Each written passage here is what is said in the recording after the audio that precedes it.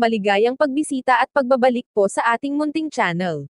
Narito na po, ang karugtong ng ating istorya. Huwag mo nang isipin na kuhain o hingiin ang kanyang pera. Huwag kang tanga. Siyempre, hindi ako magnanakaw ng pera niya. Napangisi si Kathy. Hahayaan ko na lang siyang iabot sa akin ng diretsyo. Ika-18 kabanata. Ang bitag ni Kathy. Kinabukasan ng hapon, walang klase. Kaya pumunta si Alex sa library para magbasa. Habang paakyat siya ng hagdan, papunta sa library. Narinig niyang may tumatawag sa pangalan niya. Alex. Kilalang kilala niya ang boses na iyon. Nang lumingon siya, nakita niya si Kathy na nakatayo sa paanan ng hagdan. Suot nito ang puting damit na binili niya noong nakaraang taon.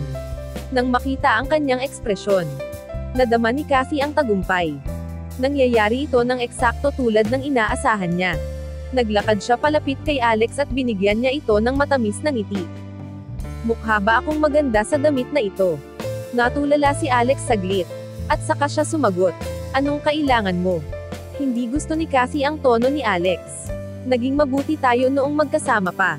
Anong problema, bakit ang lamig mo na ngayon sa akin? Tumingin siya sa mga mata ni Alex, at umarte ng malungkot. Nang makalapit siya kay Alex, hinila niya ng bahagya ang jacket nito. At ito ay palaging gumagana kay Alex sa nakaraan. Sa tuwing tumitingin siya ng ganito, ibinibigay ni Alex ang lahat ng gusto niya. Ngunit sa pagkakataong ito, nakatingin lang sa kanya nang walang pakialam. Kung wala kang sasabihin, aalis na ako. At nagpatuloy siya sa pag-akyat ng hagdan. Hindi nakagalaw si Kathy sa kanyang kinatatayuan. Palagi niya itong tinatrate na parang isang bagay na mahalaga. At ngayon parang wala na siyang pakialam. Nakakaloka ang kaibahan niya. Sa isip ni Kathy, lalong lumaki ang kanyang galit. Isinusumpa kita, Alex.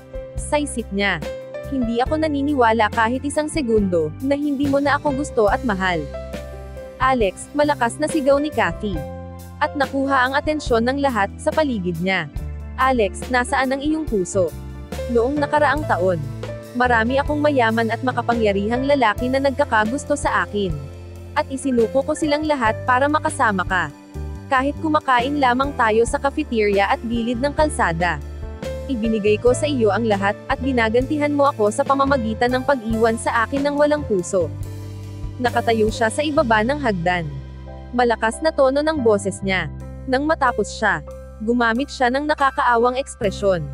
Para siyang itinapon ng mahal niya sa buhay. Ang lahat ng mga estudyante, sa harap ng library, ay nabighani sa kanyang pananalita. At napalingon sila kay Alex. Sabi ng isa, tinatrata ka niya ng maayos tapos iniwan mo lang siya. May sumigaw pa. Mahiya ka naman. Lumipat sa tabi ni Kathy ang ilan sa mga lalaking estudyante para i-comfort siya. Miss Beautiful, bakit ka nagsasayang ng oras sa isang lalaking katulad niya? Tanong ng isa. Iiwan mo na yan. Masyado kang nakakaangat para lang sa mga katulad niya. Sumang-ayon naman ang isa pang lalaki. Hindi siya karapat-dapat para sa katulad mo. Hindi maintindihan ni Alex ang mga pinagsasabi ni Kathy. Ang kanyang mga sinasabi ay hindi totoo. Bago sila mag-date, wala namang ganoon mayamang tao na naghahabol sa kanya. At oo, mahirap siya. Pero maganda pa rin ang pakikitungo niya rito. Siya ay palaging magalang. At hindi niya pinilit ito para sa anumang bagay. Maraming babae ang nakapaligid kay Alex. Ang swerte mo dahil nagkaroon ka ng napakagandang girlfriend. Sabi ng isang babae. Pagsisisihan mong pinakawalan mo siya. Sabi ng isa pa. Makipagbalikan ka sa kanya o makikita mo ang iyong sarili, ang magiging pinakamainit na paksa sa online. Lumapit si Kathy kay Alex. At hinawakan ang braso niya nang may kalakasan na parabang natatakot siyang tumakas. Salamat. Pero okay naman kami. Sabi niya sa ibang estudyante. At mabilis mawala ang mga ito. Anong ginagawa mo? Tanong ni Alex habang naglalakad sila sa school. Tila hindi niya ito matitinag. Kahit anong pilit niya. Nanalo ka daw ng $150,000, sumulyap siya ng masama sa kanya. Oo, bakit? Ngunit iyon ay walang kinalaman sa iyo. Mahinahon niyang sabi. Kaya pala hinahanap niya ako. Naisip niya. Ngumiti siya ng pilit. Dapat mong malaman. Natigilan si Kathy. Parang bumalik sa pagiging malamig si Alex. Huwag mong ituloy na sabihin yan. Kung tutuusin, napakaraming magagandang alaala ang pinagsamahan natin. Medyo pilit ang ngiti ni Kathy. Noong tayo pa, ibinibigay ko sa'yo ang bawat huling sentimo ng pera ko, at wala akong pakialam. Hindi ako nag-aalala. Pero ngayon, mas matalino na ako kaysa dati. Wika ni Alex. Kaya salamat sa pagtulong sa akin na maunawaan iyon. Kahit gaano pa kalaki ang ibinigay ko sa iyo. Hindi ito nagiging sapat. Nang makita ni Alex ang gulat na ekspresyon ni Kathy, medyo gumaan ang pakiramdam ng puso niya. Ibinuka niya ang kanyang bibig ngunit hindi niya alam kung ano pa ang sasabihin. Kaya kumawala na lang siya sa pagkakahawak ni Kathy at lumayo. Sobrang na-disappoint si Kathy sa pagkabigo. Sobra na ang lahat ng ito. Kung nakipaghiwalay lang sana siya kay Alex makalipas ang ilang araw, ang $150,000 ay mapupunta sa kanya lahat. Habang siya ay nakatingin kay Alex papalayo, siya ay nababalisa. Kung papalampasin niya ang pagkakataong ito, baka hindi na siya makakuha ng iba. At pagkatapos ay ang kanyang pera ay ganap na wala na. Alex, sigaw niya, kahit anong mangyari. Ipaglalaban niya ang $150,000. Huminto si Alex at mabilis na nabuutan ni Kathy. Niyakap niya ito mula sa likod.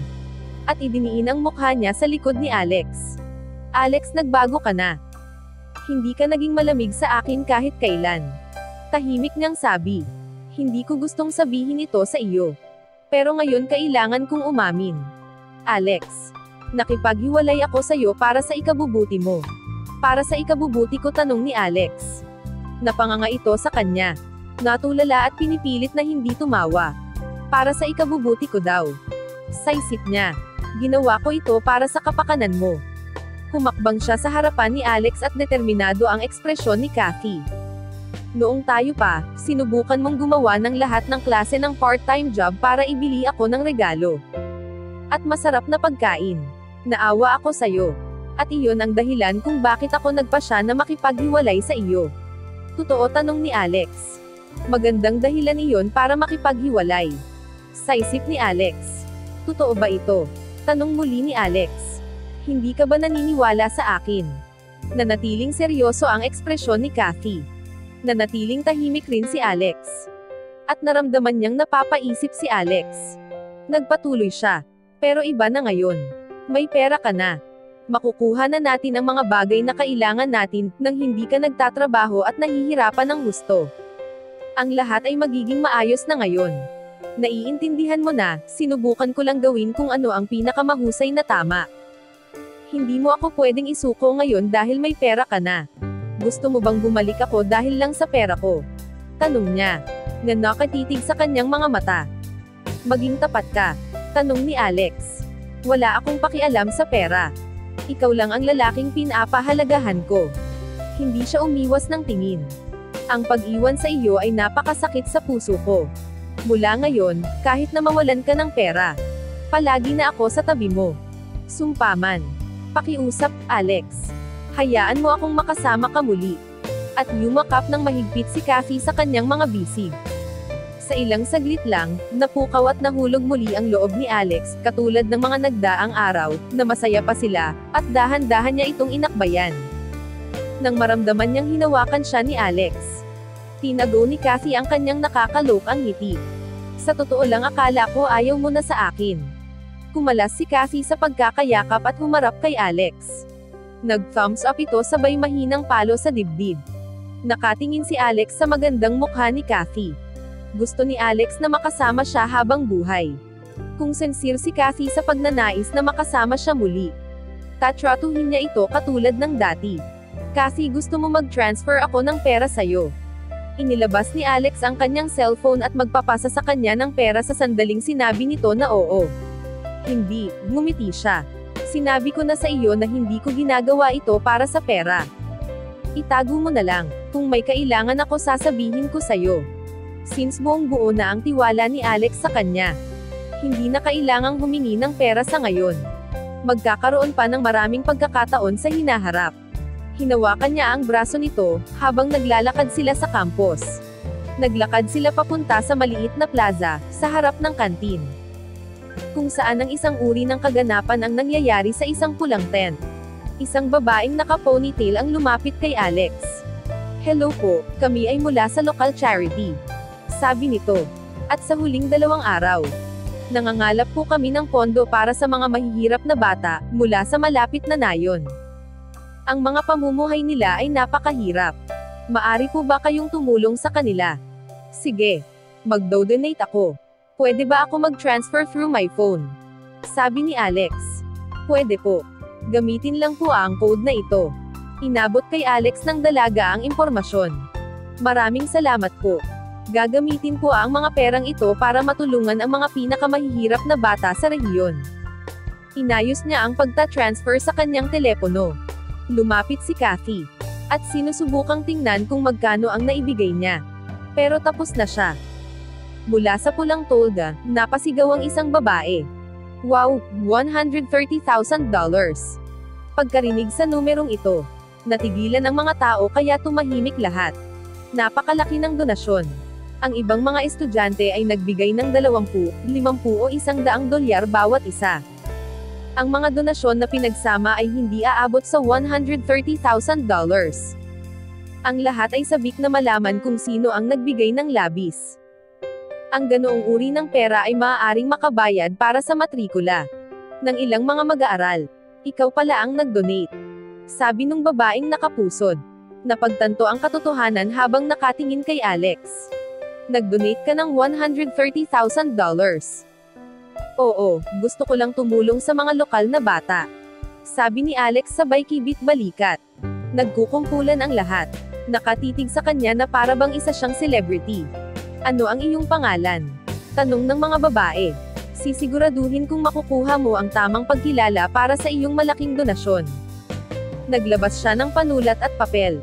Handa nang itala ang mga detalye ni Alex. "Kalimutan mo na," sabi ni Alex. "Hindi naman ito big deal." Nang matapos siyang magsalita ay napabuntong hininga ang mga estudyante sa paligid. Ang taong ito ay napakamapagbigay. Lihim ba siyang mayaman? Ito ay hindi isang malaking halaga ng pera para sa ilang mga tao. Ngunit kadalasan, kapag may nag-donate ng ganoon kalaking pera, gusto nilang malaman ng lahat ang tungkol dito. "Kathy, alis na tayo." Napatingin si Alex sa kanya. "Ibinigay mo ang lahat ng iyong pera." Pagkabiglang sabi ni Kathy. Isang pangit na ekspresyon ang bumungad sa mukha ni Kathy. Sumama ang pakiramdam niya, nang marinig ang boses na nagpapahayag ng donasyon. At nanigas siya sa gulat. Oo, lumapit si Alex at hinawakan ang kamay nito at nakangiti. "Di ba sabi mo sasamahan mo ako may pera man ako o wala? Gusto kong gamitin ang perang iyon para gumawa ng isang bagay na kapaki-pakinabang. Sigurado akong masaya ka niyan. Huwag kang mag-alala. Mayroon pa akong higit sa $160. Kaya maaari tayong pumunta sa cafeteria at kumain ng ilang mga tinapay." Nanginginig ang kamay niya. "Kathy, anong mali?" Tumingin ito sa kanya. "Alex, isa kang hangal na talunan, na karapat-dapat na maging mahirap sa natitirang bahagi ng iyong buhay." Tinitigan siya nito ng masama. Umatras muli sa isang pang pagkakataon. Umiling si Alex na inaasahan niyang magbabago si Kathy. Ngunit gaya ng inaasahan ay binigo siya nito muli. "Kathy," naisip niya. "Wala kang ideya na mayroon pa akong higit sa $130,000. Hanggang dito na lang po muna. Sana ay subaybayan po ninyo ang ating istorya. Maraming salamat sa pakikinig. Hinihiling ko po ang inyong suporta sa ating munting channel.